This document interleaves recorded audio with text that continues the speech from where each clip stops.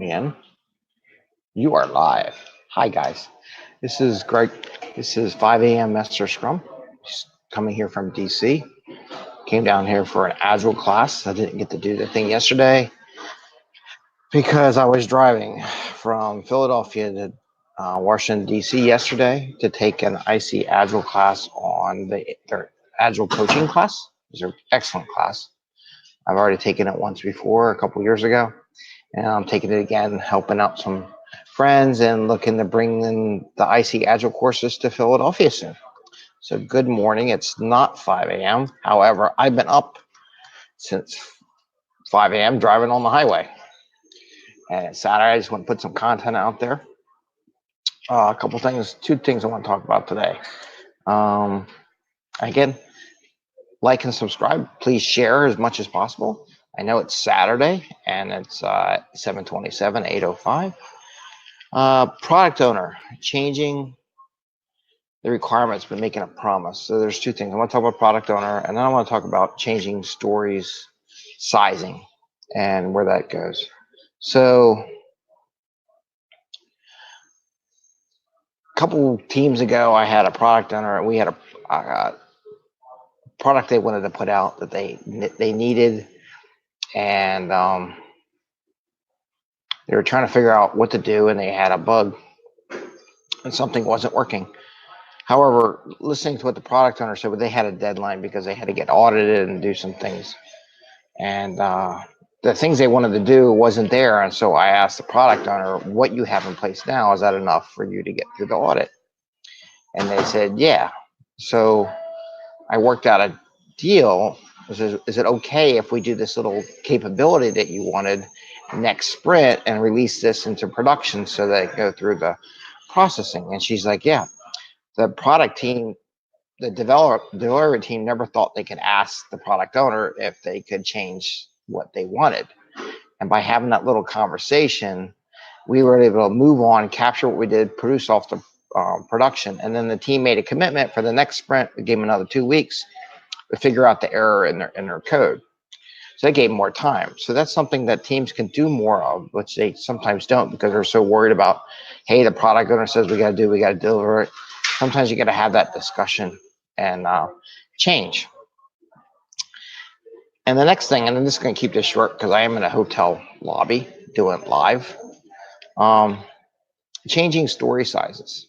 So when I started this process is to do this YouTube series of 5amMesterScrum, I thought I was going to record the video and then I was going to process through my processing software. Then I was going to post it up on YouTube and some other channels like that make it happen. But when I first did it in the first episode, I did that. And it took me a half hour to process the 15 minutes, or actually it was 8 minutes. It took a half hour.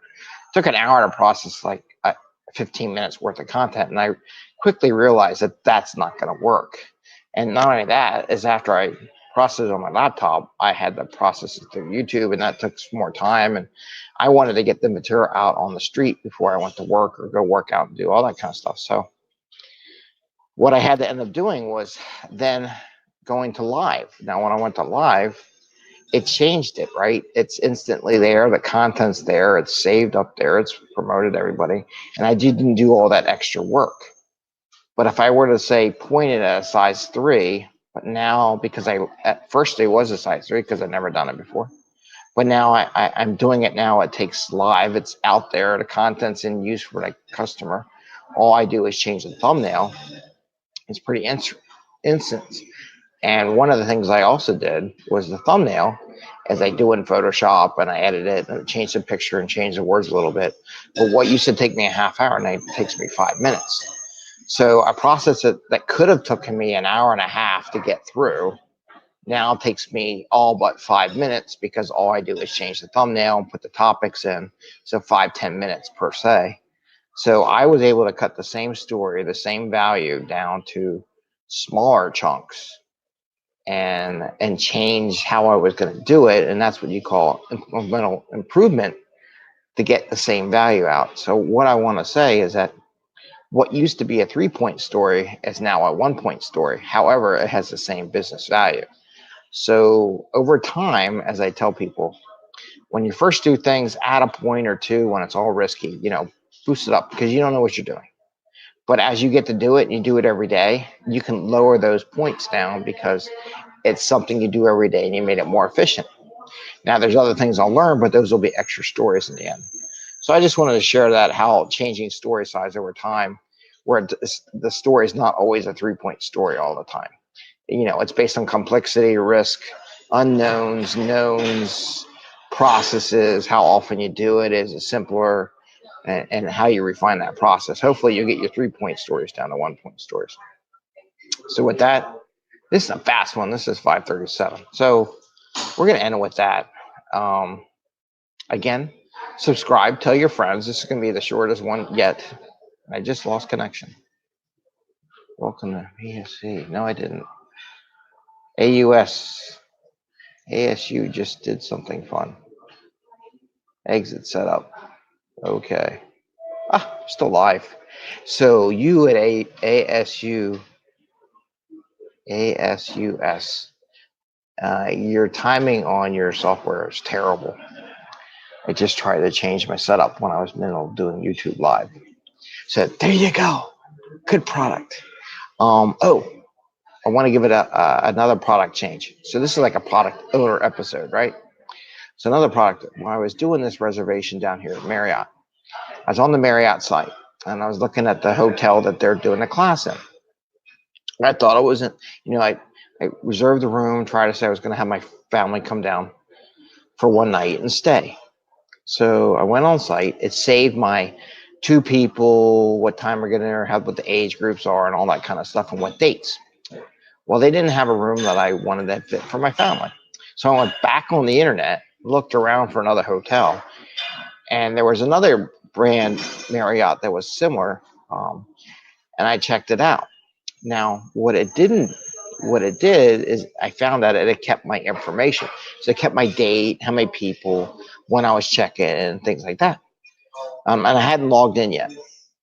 So what I found it funny is that when I didn't find my hotel, from a product owner standpoint, Marriott, what I would do, I was add a little line at the bottom of the screen.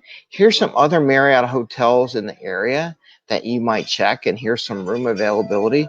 So if the room's not here, I don't go to the internet and go find another hotel. So if you're a product owner at Marriott, there's a suggestion for you. You did a really good job coding it, or you kept the information in the cache, or however you did it. However, you should have kept me on your site the entire time and made recommendations, because I was just looking for the two bed hotel room. So one more thing in your backlog. So add the ability to go look at other hotels if they're within a mile or two of the hotel.